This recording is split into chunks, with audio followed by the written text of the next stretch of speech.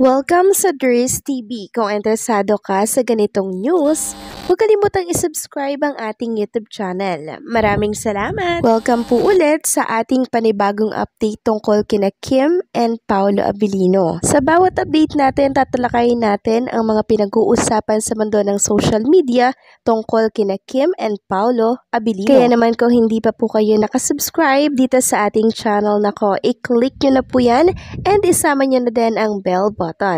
So ayan, welcome back again sa ating YouTube channel mga ka-Kimpaw, and sa update natin ito ang pag-uusapan natin ay tungkol sa mga importanteng kaganapan kina Kim and syempre kay Paolo Abilino. Pero bago po ang lahat, narito muna ang mga napili nating komento patungkol yan sa naging previous update natin. Unang komento mula po ito kay Ginang Mila Luna Florentino. Sabi niya po, "Good eveners, kahit na sa 2026 pa, hindi kikita ang pelikula nila.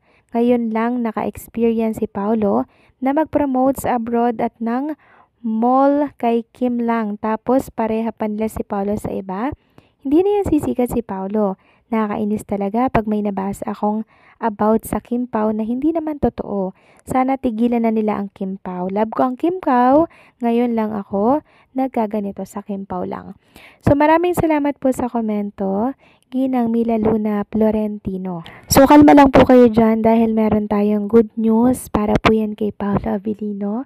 And syempre for sure ikakatuwa po ito ng mga Kim Pao Nation pag nalaman po nila yung about kay Paolo Abilino na may connection dito sa bagong leading lady di umano ni Paolo Abilino. At wag po kayong mag-alala, hindi po mangyayari na bibigyan si Paolo ng bagong LL. Okay? Kasi kay Paolo pa lang, ligwak na po sila dyan. Baka walkout si Paolo. Baka mag-walkout si Paolo Abilino mga kakimpaw. Pag ginawa nila yon kay Chinita Princess. Alam naman natin na sobrang love ni Paolo si Kim Chiu, kaya maging siya, hindi niya po maatim na makitang si Kim Chiu ay iniwan niya, no? Dahil sa bagong leading lady, no? Hindi yan mangyayari mga kakimpaw. So maraming salamat po sa komento, Ginang Mila Luna Florentino. Relax lang and also God bless po. At ang pangalawang comment naman ay mula po kay Ginang Helen Santos. Sabi niya, sana naman wag nilang buwagin ang Kim Pao. Bakit agad-agad nagaganyan? Bigla naman ako. Sa totoo lang, hindi ako naniniwala talaga, sa iyo lang ako naniniwala. Naiinis ako kung ganyan agad. Sana naman walang paniwala ang mga bashers na yan. Alam ko talaga totoo ang pagmamahal ni Paolo kay Kim. Sabi nga, kung ganyan ang mangyayari, umalis na sila sa showbiz. Total naman, marami na silang nagawang teleserye. Kung talagang gusto nilang lumagay sa tahimik, alam naman talagang magulo ang showbiz. Sabi naman ni Paolo, iiwan na niya ang showbiz. Alang-alang, pagmamahal niya kay Kim. Mahal na mahal namin kayo ng mga tagahanga ninyo. Lahat, forever kaming lahat. Katulad naming mga senior. So maraming salamat po sa komento, Ginang Helen Santos. So wala pong matutuwa mga kakimpaw na ganito yung mababalitaan natin, 'di ba? Na ipapamigay si Paolo Abilino sa ibang LL or leading lady. So kung gagawin talaga nila yan, sinasabi ko sa kanila, siguraduhin nila na mas higit pa yan kay Chinita Princess. I mean, mas higit pa yung magiging impact sa mga audience, diba? Mas malakas pa yung ipapalit ninyo. Kasi para sa akin, wala nang mas lalakas pa sa tambalan ni Kim and Paolo Abilino kasi ang lakas po ng chemistry nila. Kaya hindi po mangyayari yan mga kakimpaw. Hindi yan mangyayari. Ngayon pa lang, suplahin na po natin yan para nang sa ganun na hindi po ito matuloy. Okay? So wag kayong mag-alala dyan dahil wala naman yung katotohanan. And syempre wala naman po yung konfirmasyon. Okay? Hindi yan mangyayari, i-claim natin. Samantalang, pag-usapan naman natin itong mga nakalap nating balita sa gabing ito. At unahin nating pag-usapan itong in-update po ni Chinita Princess sa kanyang Instagram account. So video po ito mga kakimpaw na kung saan makikita nga dito na talaga namang puspusan po ang pag-exercise ni Kim Chiu, pag-gym, talagang nagpapapawi siya para siya po ay maging fit. Diba? And syempre ma-maintain yung kanyang magandang figure ng katawan. Sabi nga dito ni Kim Chiu, finding calm in the clang and peace in the face. Gym fit, salmon top, gym short, and training shoes from Under Armour PH. Wow. Orange purple running shoes from Anta Philippines official. Carl Merced, sino kasama mo?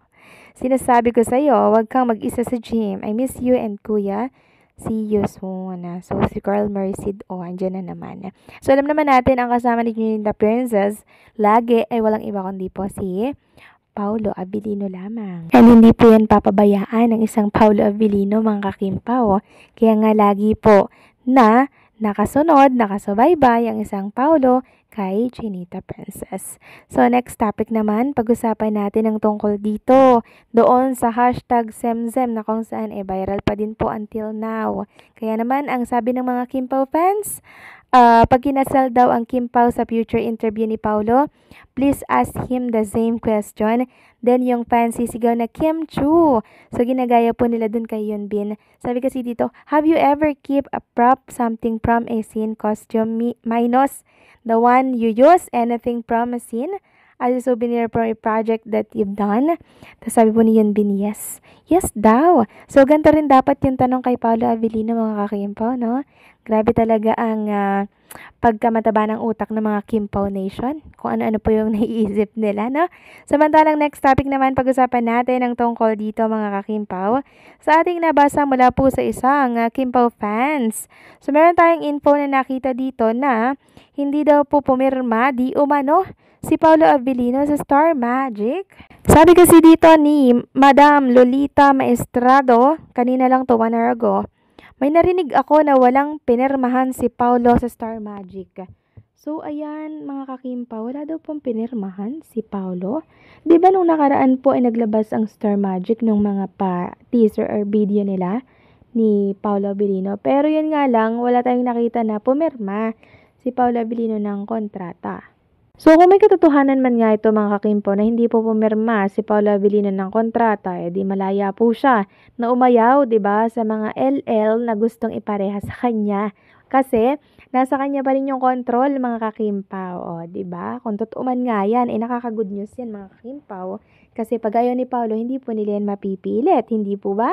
So, maganda kasi talaga, mga kakimpaw, parang freelance lang po si Paulo Abilino nang sa ganun, diba?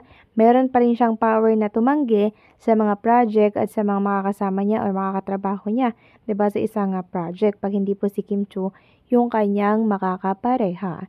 So, hopefully nga, no, mga Kimpaw, nang sa ganun, merong power si Paulo Abilino kung totoo man nga po itong sinasabi ni Madam Lolita Maestrado na hindi daw pumirma si Paulo Abilino di umano sa Star Magic. Well, i-confirm natin yan, ha. Hahanapan natin ang confirmation, mga kakimpaw. Sa ngayon, hayaan muna natin yung tungkol dito, okay?